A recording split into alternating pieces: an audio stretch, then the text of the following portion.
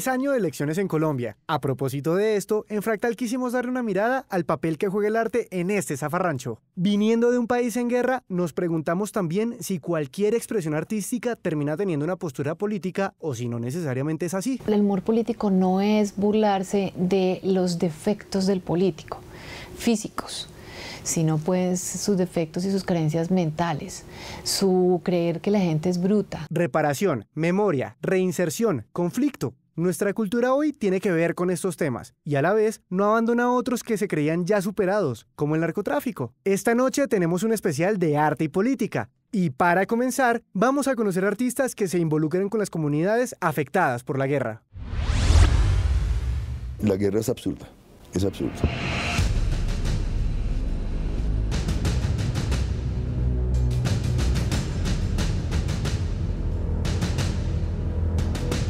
De alguna manera, en una sociedad sí se espera identificar dónde estaban los artistas cuando pasaban las cosas que han pasado.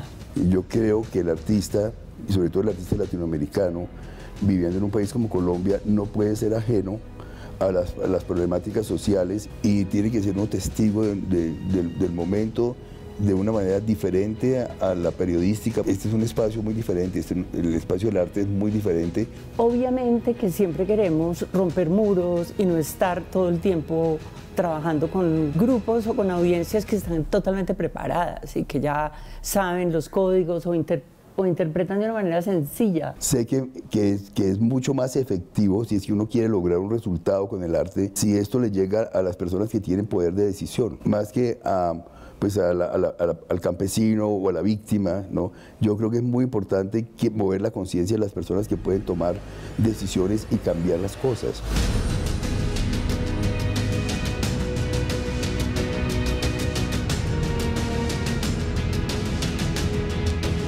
Desde mis años de estudiante me pregunté ¿para qué el arte? ¿Para qué la sensibilidad del artista? Y la respuesta la encontré en mi propia realidad. A mí sí se me acercó el problema familiarmente, pero no alcanza a ser suficientemente drástico ni doloroso como lo ha sido para tantas personas en el país. Y más tarde, hace unos 20 años que he estado trabajando sobre el país, sobre las relaciones del país con otros países, a través específicamente de la gran problemática que tenemos, que ha sido un motor para la guerra, para la corrupción y para muchísimos problemas que tenemos en el momento, que es el narcotráfico. Esas maneras de nombrar las condiciones en las que fui desarrollando la obra, desde la carencia, desde el desequilibrio, desde la rabia, desde la impotencia, todos esos son asuntos que de alguna manera he sentido. Todo eso obviamente que hace parte de un aparataje que pertenece a lo político, que pertenece al poder. El origen del David es una obra que tiene que ver con mi análisis de las diferencias en Colombia. Y en aquella época, en plena guerra, pues yo veía muchísimos soldados en muletas y él había sido víctima de la guerra porque la educación me había puesto a mí en el lugar privilegiado. En ese momento yo entendí que se hacía una realidad en un ser humano, en dos seres humanos, que era él y yo. Este proyecto que estamos aquí se llama Sin Cielo. Un tema importante del paisaje cultural en Caldas es el tema de la devastación y transformación del paisaje por la extracción minera de distintas clases. Y sobre todo el envenenamiento tan complicado de las aguas. Esas son las violencias de contra la naturaleza que estamos también ejerciendo, porque se convierte simbólicamente como en una metáfora de las dos orillas, donde tú estás en un lugar y el Estado y la respuesta del gobierno en otra.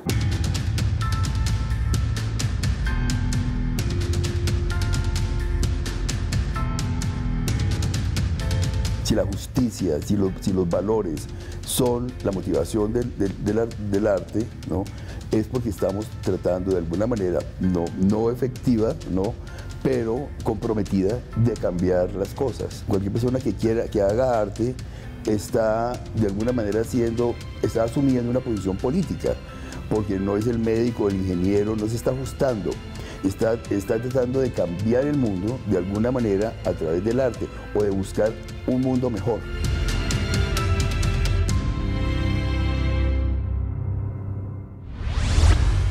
Un artista colombiano se sumergió en las aguas de lo transmedia para darle una nueva dimensión al conflicto y una voz a las víctimas. Los resultados de su proyecto llevan el caudaloso nombre de Cuatro Ríos. Cuatro Ríos es un proyecto transmedial que experimenta con diferentes posibilidades narrativas para contar el conflicto armado, como reconstruyendo memoria histórica del país.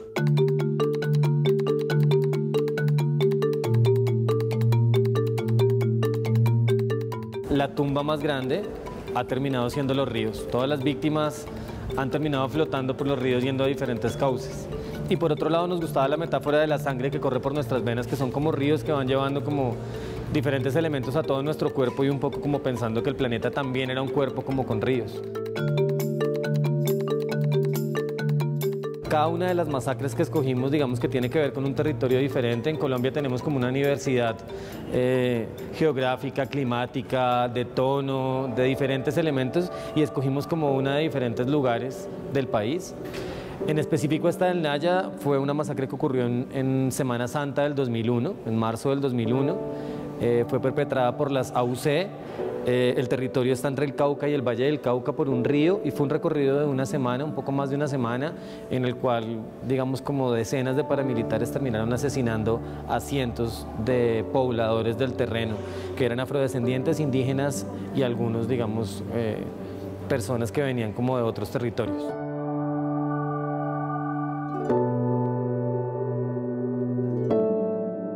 La primera maqueta es una maqueta contextual, está construida con recortes de periódico de lo que fuimos reconstruyendo. Todos los elementos que ven acá son noticias de la masacre, todos los recortitos de periódico. Los rojos son los caminos, digamos, como de tráfico, de drogas y de los paramilitares, y los azules son los ríos que nutren esa ciudad. La segunda maqueta, digamos que va en un acercamiento al territorio, ya se ven las casas, se ven los ríos, se ve la orografía, los árboles, y permite a través de una aplicación de realidad aumentada ver personajes dentro de la maqueta.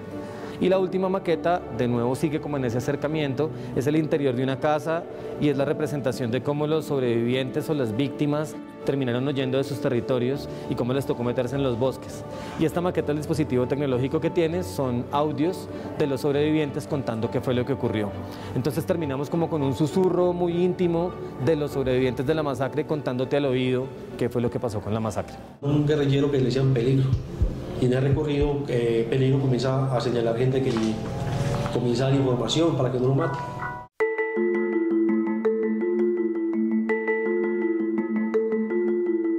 Este cómic está hecho a partir de fotografías en una técnica que se llama rotoscopia, que es como calcar las fotografías, que nos permitía tener como un pie en lo documental, como en el reportaje gráfico de la fotografía, pero ilustrado, y nos permitía ir entrando como en una línea gráfica diferente. Y luego mezclarlo con maquetas, con elementos físicos que nos permitían como una exploración plástica muy particular para que la gente se acercara.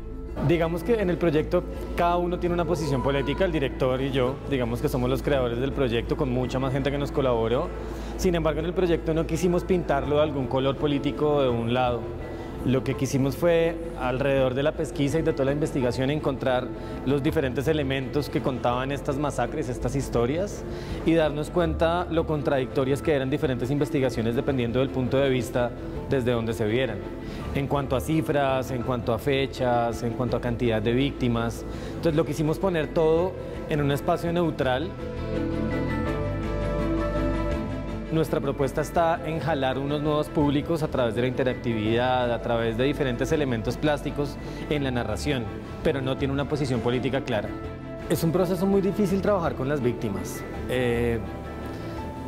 Darle la voz a las víctimas nos permite como tener un aval real. Digamos que uno puede ir a investigar, puede llegar a campo y encontrarse con los territorios y con las víctimas, pero tener el aval de ellos, digamos que ellos nos ayudaron como en una línea editorial que nos iban aconsejando y nos iban apoyando de qué manera ir construyendo el proyecto. Es necesario tener la memoria histórica, como buscar, digamos, como estos públicos jóvenes nos permite estar refrescándole en la mente de la gente. Digamos que lo que ocurre es que Nosotros somos docentes la gran mayoría y nos encontrábamos con nuestros estudiantes absolutamente ignorantes de lo que ocurría en nuestro país. Desafortunadamente en las ciudades grandes donde vivimos, lo que ocurre es que estamos en una burbuja y vemos a través como de pantallas sin tener como una claridad de hechos más, digamos, más profundos. Entonces a nosotros nos parecía necesario traer estos nuevos públicos para que lo conocieran, un poco para que entendieran cómo es la naturaleza del país, un poco para tener claridad de cómo actuar, qué hacer, qué repetir y qué dejar de hacer. El proyecto ha llegado a lugares diferentes, cada una de las plataformas permite como buscar caminos diferentes. El proyecto nos deja grandes alegrías. Arrancamos con una idea de experimentar, un poco como a palos de ciego, sin tener muy claro hacia dónde íbamos. Y el proyecto nos deja unas grandes alegrías, un montón de gente que ha conocido la historia, muchas conversaciones alrededor del conflicto, muchos espacios. Que vienen las siguientes historias, viene la historia de Bojayá, de la masacre de Bojayá y la masacre del Salado. Aprendizajes enormes en cuanto a lo tecnológico, en cuanto a lo narrativo. Yo creo que necesitamos, digamos, las personas que tenemos la posibilidad de contar, de explorar, de narrar, de pintar, de construir a partir de lo que cada uno tenga. Yo creo que es necesario que lo hagamos. Es importante narrar lo que está ocurriendo porque son momentos importantes.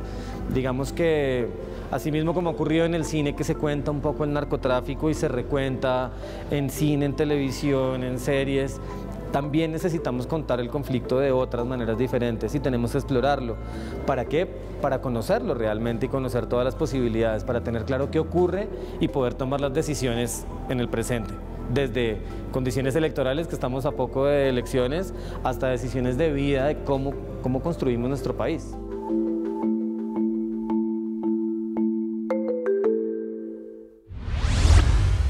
La Fundación Corazón Verde ha realizado varios proyectos artísticos para recaudar fondos para los policías heridos y sus familias. Uno de los frentes de batalla donde más da esa pelea es el arte público. Yo creo que esas son historias que se inventan fundaciones para sacar plata, así de sencillo.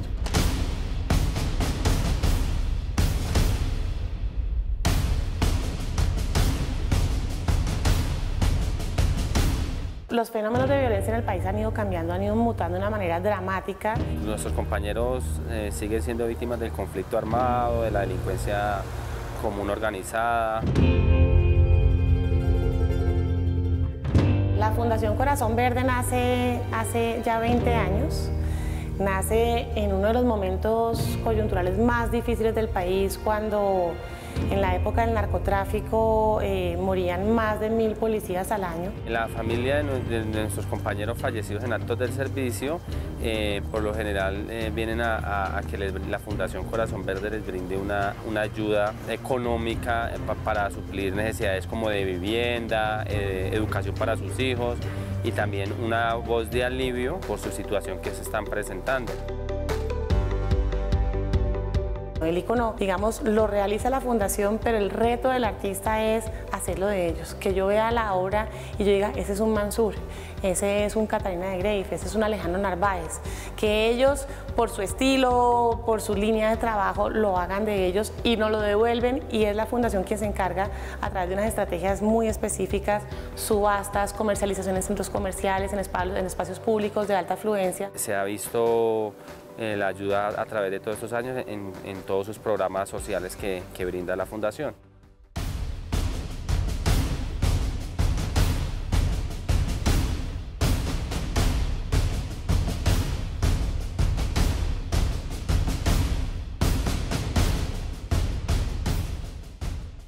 A mí personalmente me afecta en el arte, me afecta, creo que esos son negocios de fundaciones, así de sencillo. Y en las que caen, pecan o quieren pecar muchos artistas. Hemos hecho árboles, hemos hecho mariposas, hemos hecho caballos, hemos hecho flores, hemos hecho pájaros. Pues es que yo creo que también esos son actos estratégicos políticos también.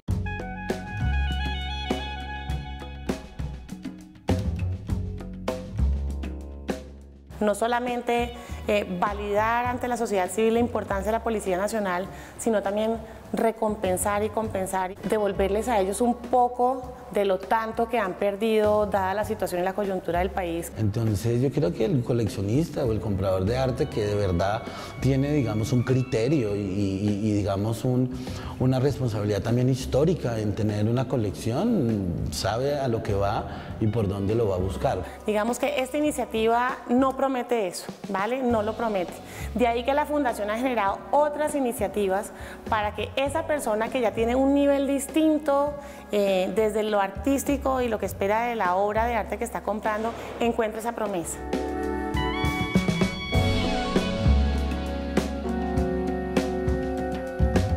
No digo que el acto esté bien o mal hecho, sino que sí me parece muy conductista. Y en esas llevamos 20 años, llevamos comercializando arte con unos aliados absolutamente generosos y muy valiosos, que son los artistas colombianos, quienes no han dudado nunca en ofrecer su talento, su creatividad para apoyar cualquier causa y proyecto que les presentamos a ellos. Esto es una idea de arte con sentido social, queremos que la gente lo vea así, ese es el llamado que les hacemos a los artistas y es el mismo llamado que le hacemos a los compradores, es, sí, aquí hay una obra de un artista, el artista es importante, ha plasmado, digamos, su talento en la obra y lo ha hecho suyo.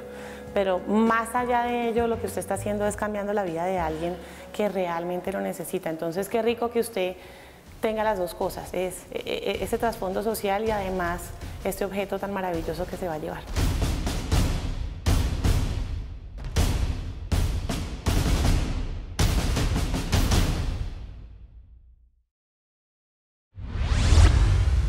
A propósito de la política y de esas cosas que le sacan a uno la piedra por caricaturescas y absurdas, en Fractal nos preguntamos, ¿qué ha pasado con el humor político en Colombia y para dónde va? Y aunque los corruptos se mueran de la R con esta pregunta, ¿sirve para algo burlarse de nuestra realidad? Uno de pronto, cuando los hace reír, los desarma y dice, no, escucha, piensa esto, ¿por qué no lo piensas? ¿Por qué no piensas esta perspectiva? ¿Por qué no te sales un poquito de tu mente? Y eso lo que faculta es a que las personas eventualmente cambien. Entonces el humor político es la única manera en que vamos a lograr esos cambios en la mentalidad de la gente. ¿Cómo se topa su merced? Yo soy de Moniquira, Boyacá, y por allá se produce la guayaba y el bocadillo, es tipo exportación. Yo soy Noemí, aquí estamos también, soné, pero como fórmula vicepresidencial de un candidato que posiblemente pueda ser, pero dicen que es que yo le quitaría puntos, la gente como es de conchuda, no los puede uno tener contentos.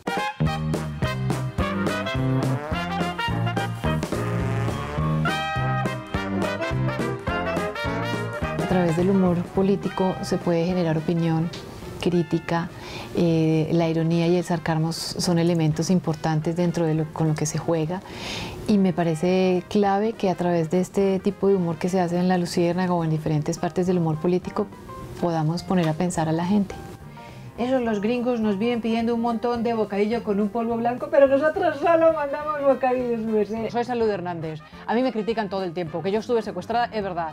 Que dijeron que me habían soltado porque yo hablaba y hablaba y hablaba y hablaba. Eso no es cierto, yo nunca hablo, no es cierto. Es una de las herramientas más útiles de atravesar los discursos del poder, de mostrarlos por lo que son, de poner en evidencia las hipocresías, las incoherencias, la manera en que durante años los poderosos simplemente se nutren del silencio cómplice y de que no hay crítica para hacer lo que desean y en últimas para ir en contra de los intereses de la mayoría de los colombianos. Las grandes verdades se dicen en chiste.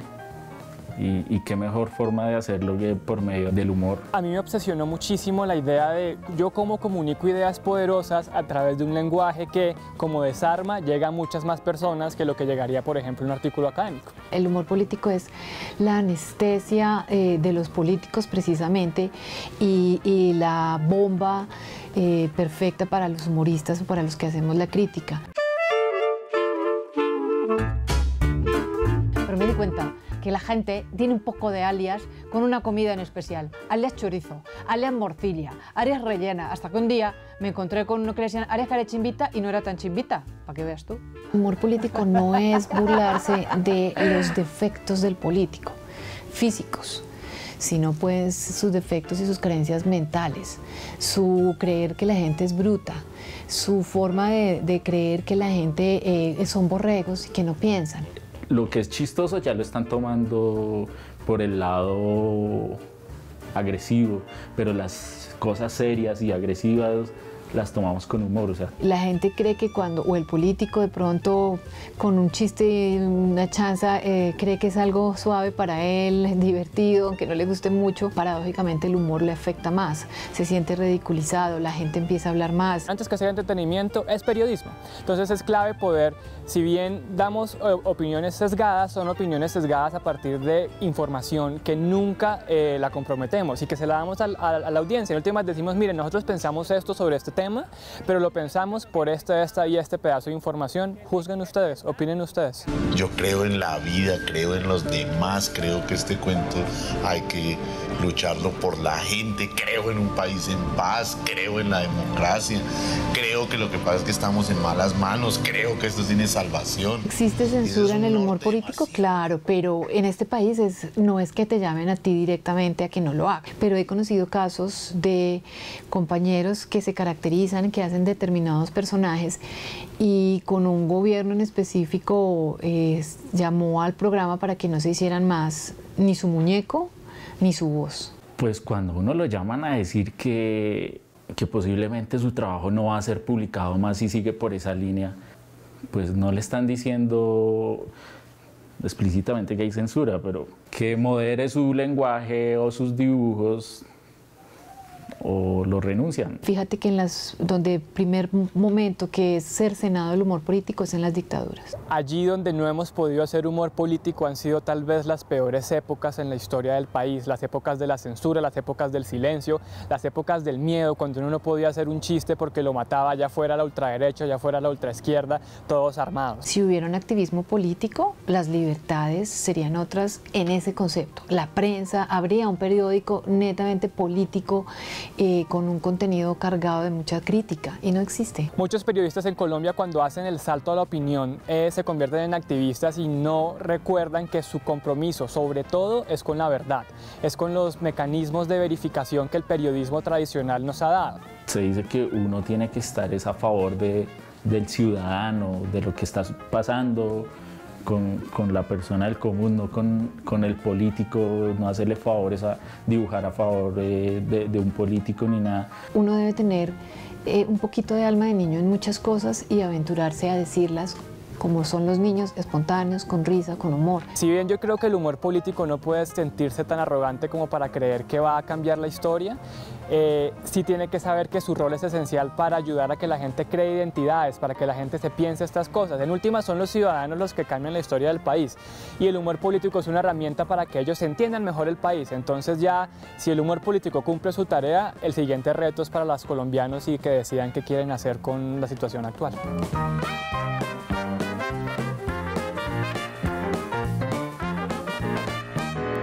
¿Cuándo ha visto a Pollín Boyacense sacándose alguna joda del aeropuerto ahí, de la Ruana, sacándolo? Nada, para que vean que somos gente trabajadora.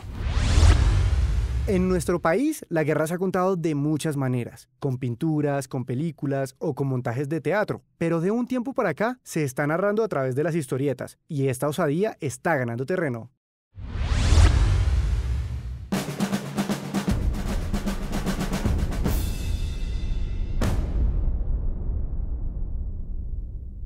Hay que ver que el cómic como arte no tiene una posición política, pero sí sirve como un vehículo.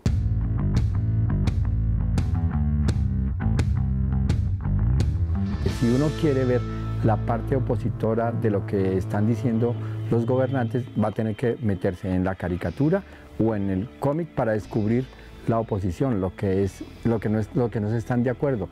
En España, en Francia, en Estados Unidos, siempre los que no están de acuerdo con el gobierno son los más fuertes contrincantes desde la parte gráfica, son los dibujantes de cómic o los caricaturistas. Es muy interesante cómo los cómics han reflejado desde su auge previo a la Segunda Guerra Mundial el tema propagandístico, y entonces desde entonces han tenido siempre han sido como un síntoma del entorno político que ellos representan. Si uno quisiera en algún momento reconstruir algún momento histórico, tiene que referirse al cómic, ¿cierto? Hay muchas personas que lo toman solamente desde la parte bibliográfica y toman libros, pero si usted quiere ver la parte estética del momento histórico, va a tener que hacer una búsqueda dentro del mundo del cómic. Lo que hacen, por ejemplo, a veces en Colombia es irse la caricatura política, que tiene mucha más fuerza que el cómic. La caricatura política ha estado mucho más presente con el problema político, histórico, pero el cómic también ha tenido su cuota y ha colocado su cuota. Es muy interesante porque, digamos, aquí uno puede tomar los compilados de estos caricaturistas políticos y más o menos empezar a entender qué era lo que estaba pasando en la política de ese momento, cómo se percibía.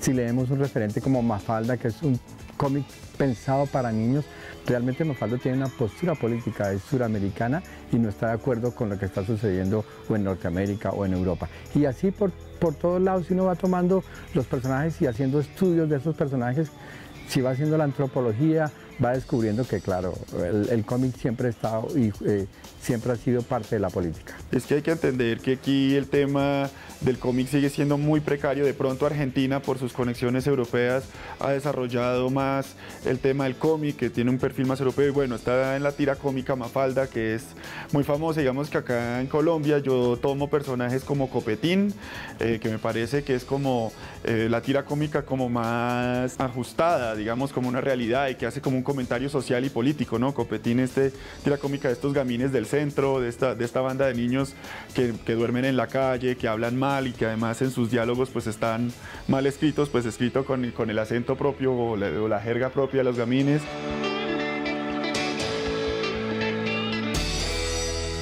Copetín, siendo un personaje que estuvo casi durante 40 años publicado en los medios, desde su punto de vista, el dibujante y el personaje, que es un niño en la calle, va contando y va mostrándonos el Frente Nacional, los movimientos guerrilleros, todos esos eventos políticos que fueron fuertes y que en algún momento determinado la memoria quiere olvidar, ¿no? Entonces, por eso es que esos referentes que parecen que no están ahí, sí están ahí implícitos.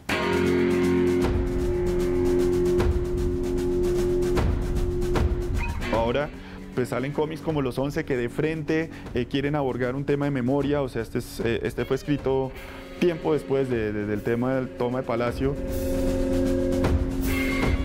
Un cómic muy bueno que trata sobre la toma del Palacio y los 11 desaparecidos. Hace una alegoría con animales muy por el estilo de Maus, de Art Spiegelman, entonces es bastante interesante. Hay otro que hicieron unos belgas sobre las FARC y el movimiento guerrillero. Entonces sí hay ejemplos puntuales, pero si tomamos a Mojicón o a Copetín o a algunos personajes, va a estar implícito siempre el tinte político. Un cómic, una caricatura, una obra de arte en general no es la realidad en sí misma, pero sí es un reflejo de cómo esa realidad se percibió. Es un arte muy inmediato, nos ayuda a mantener pues esa memoria.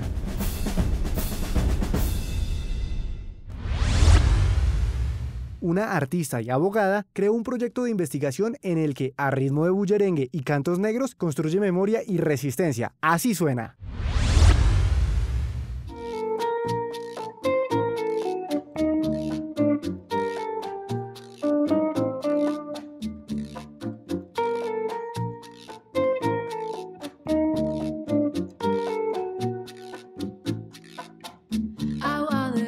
Las músicas y los cantos de las mujeres guardan una relación muy íntima con la memoria y con el conflicto, porque es a través de los cantos donde se relatan y se narran historias. Si buscas la soledad y el frío en pie,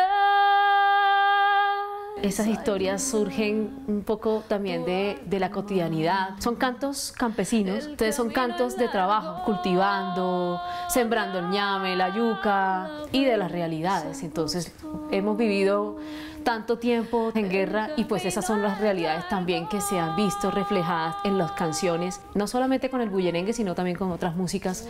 La soledad y el luz y paciencia. Creo que mantener viva la tradición del bullerengue se vuelve un acto de resistencia, porque el encuentro que surge entre las mujeres al reunirse para bailar, para las ruedas, para ensayar sus cantos, hace que las mujeres puedan salir también de esa esfera de lo privado, ¿no? De esas labores domésticas, y puedan también estar en otro espacio, ¿no? El espacio público. Y allí es donde también la voz política está presente. Y en general para hombres y mujeres porque es una expresión ancestral. El cuerpo es el primer territorio de ciudadanía para las mujeres. Y creo que en el bullerengue el movimiento de las caderas y todo esto, esta dinámica que se da en el baile, también hace parte de esa cultura y de tradición ancestral. Épocas más golpeadas por la violencia, con todas las masacres paramilitares y las tomas guerrilleras. Nunca se dejó de hacer música, los festivales nunca dejaron de existir, pero sí había algunas limitaciones. No se podían decir cosas usualmente que dentro de un contexto musical y cultural y de baile y de fiesta se pueden decir. Fue una búsqueda también muy personal mía, como compositora y como cantante, de indagarme realmente sonidos que hacen parte de mí y de mi ancestro. Tengo formación de abogada. Eso también como que fue decisivo para mí, poder hacer ese diálogo entre el derecho, pero a través también de estas formas de reconocer y visibilizar estas narrativas de las voces de las mujeres en sus cantos, como medidas también que pueden ser objeto de reparación simbólica.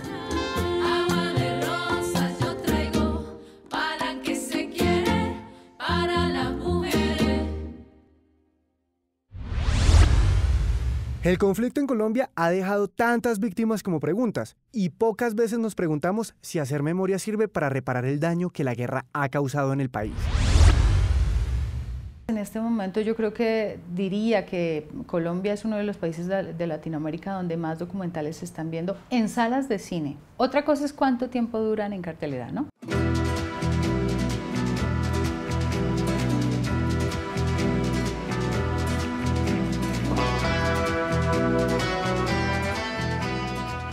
El documental es una reinterpretación, una interpretación artística de la realidad y por lo tanto el objetivo de hacer documentales es transmitir esa interpretación que tú tienes, que tú estás haciendo de esa realidad que te interesa. Efectivamente, creo que es importante hacer memoria a través del arte y de la cultura. Y desde el principio, cuando empezó el proceso de paz, empezó a hablar de la importancia del relato artístico para hacer catarsis. Eso sana una sociedad.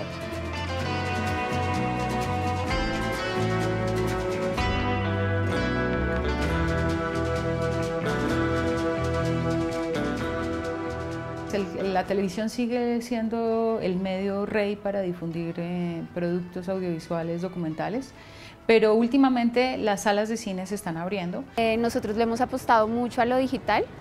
Creemos que pues, es una manera de llegarle a públicos distintos. El centro pues, se ha caracterizado mucho por investigaciones académicas y lo audiovisual permite encontrar otros lenguajes para llegarle, digamos, más a los ciudadanos y a las ciudadanas. Y en esa medida el centro todo el tiempo se está repensando cómo desde la institución se puede usar nuevos lenguajes, nuevas maneras de contar que le llegue al ciudadano de a pie que no, aparentemente no le interesa el conflicto. Yo creo que para el espectador todavía hay una prevención por romper frente al documental, porque el espectador tiene la idea, homologa el documental al documento y no son la misma cosa. Es una homologación errada, es una prevención que hay que quitar, que hay que romper de alguna manera, y creo que el cine documental que se está haciendo en Colombia está ayudando a romper esa prevención.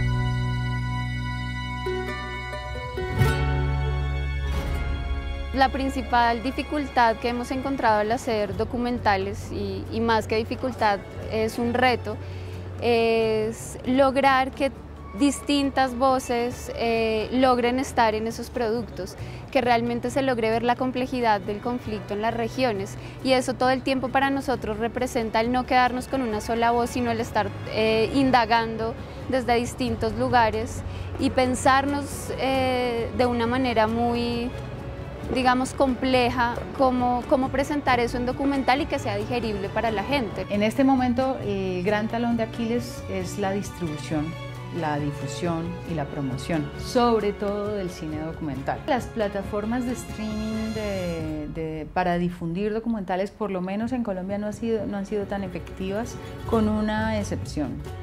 Retina Latina. Aparte de esa excepción, yo creo que no han funcionado. Ahora, tú le preguntas a la gente y todo el mundo dice que en Netflix se ven muchos documentales, pero obviamente la oferta es bastante limitada y es bastante televisiva realmente.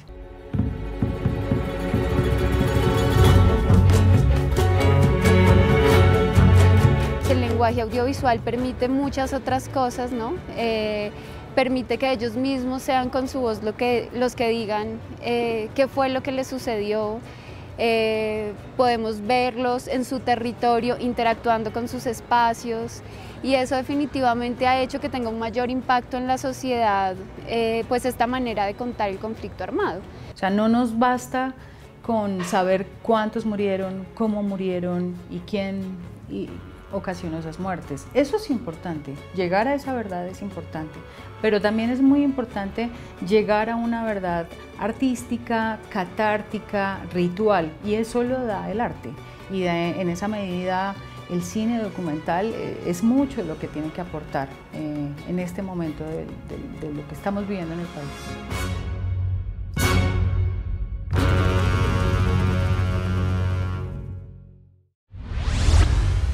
Las series sobre narcotraficantes y eso que llaman narconovelas saltaron de la pantalla nacional a las pantallas del mundo. ¿Cuál ha sido su rating y a estas alturas se han hecho tantas como la gente cree? Entre 2003 y 2018 en Colombia se realizaron 30 series alrededor del narcotráfico. Aunque en su momento ocuparon los primeros lugares de audiencia, no encabezan el rating histórico del país, que se encuentra por encima de los 17 puntos.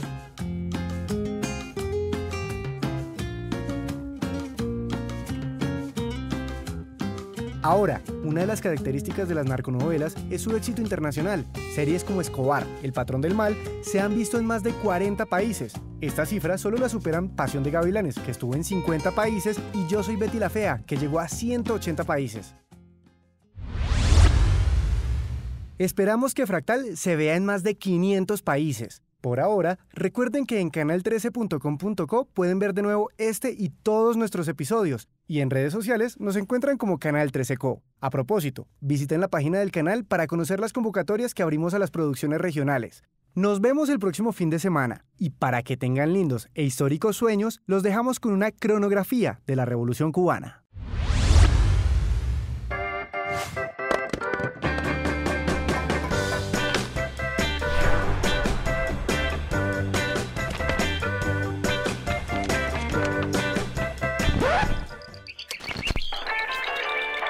¡Patria o muerte! ¡Venceremos!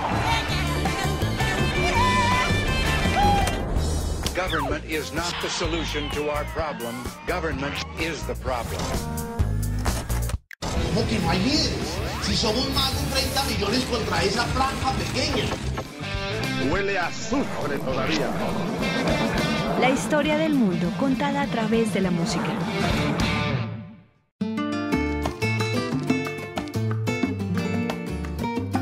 Cuando recuerdo a Cuba, siempre me pregunto de dónde venía esa frase que dice «De La Habana viene un barco cargado de». Y es que mis abuelos decían que a comienzos del siglo XX, La Habana era el París del Caribe. Una ciudad esplendorosa en la cual había cadenas de radio, editoriales, teatros, un activo comercio, la televisión y ante todo, música. De allí provenían sones, guajiras, mambos, boleros, música afroantillana, música clásica y más. Cuba ha respirado música toda su vida y su aliento ha llegado a todo el continente por décadas. Pero poco a poco se vio un lado oscuro de esto, uno que perjudicaba a su pueblo.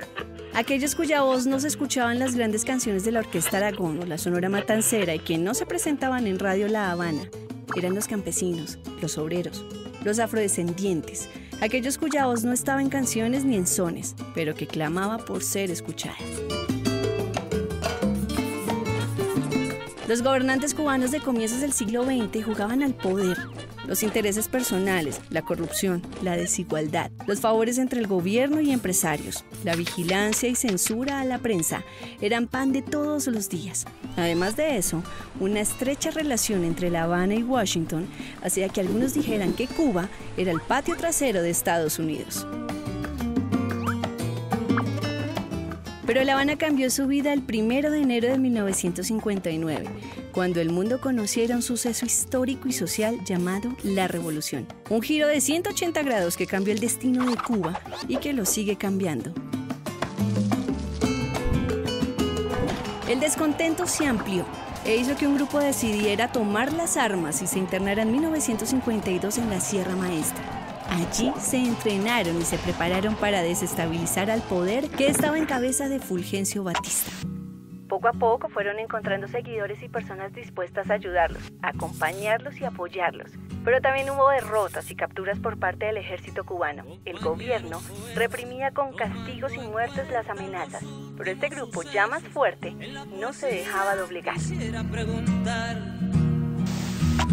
Y es justo el 1 de enero de 1959 cuando se escuchan voces en La Habana y Santiago de Cuba que dicen: "Ha caído Batista, ¡viva la revolución!". Fidel Castro se encontraba en Santiago de Cuba y en La Habana estaban Camilo Cienfuegos y el argentino Ernesto El Che Guevara. Una vez tomado el poder, la revolución cubana se ha hecho una vida de casi 60 calendarios ininterrumpidos de existencia. Una revolución de ya 3 y hasta 4 generaciones de cubanos que se han enfrentado a situaciones como un bloqueo comercial de Estados Unidos, el paso del apoyo irrestricto de la antigua Unión Soviética por más de 3 décadas y que disminuyó tras la caída del muro de Berlín en 1989, además de la solidaridad internacional desde los 90. La Revolución Cubana hizo de la isla un lugar del mundo en el que había acceso a la salud y a la educación para todos, y una vida cultural dedicada a la revolución. Ha sido narrada y reconocida a través de sones y de lo que se conoce como trova cubana. En sus canciones se le canta a la vida, a los anhelos, a la cotidianidad, pero también a lugares y situaciones históricas como la de la legendaria Playa Girón, lugar en el cual el pueblo cubano resistió un ataque de 1.500 exiliados que tenían soporte estadounidense en 1961. El poema de un barco sin que se haga sentimental, como flota cubana de pesca, con hombres de poca niñez. Cuba y su revolución son un gran abanico de posibilidades y artistas. Y aún hoy, a pesar de ser un modelo social gastado y cuestionado, se siguen escuchando en expresiones como la salsa, el hip hop y hasta reggaetón. Sobreviven nombres como los Bambán, Manolín, Pablo Milanés, Silvio Rodríguez, Grupo Síntesis, Vicente y Santiago Feliz, quienes llevan décadas defendiendo esta institución en sus obras. Porque si la música no es revolución, ¿qué sería de la revolución cubana sin música?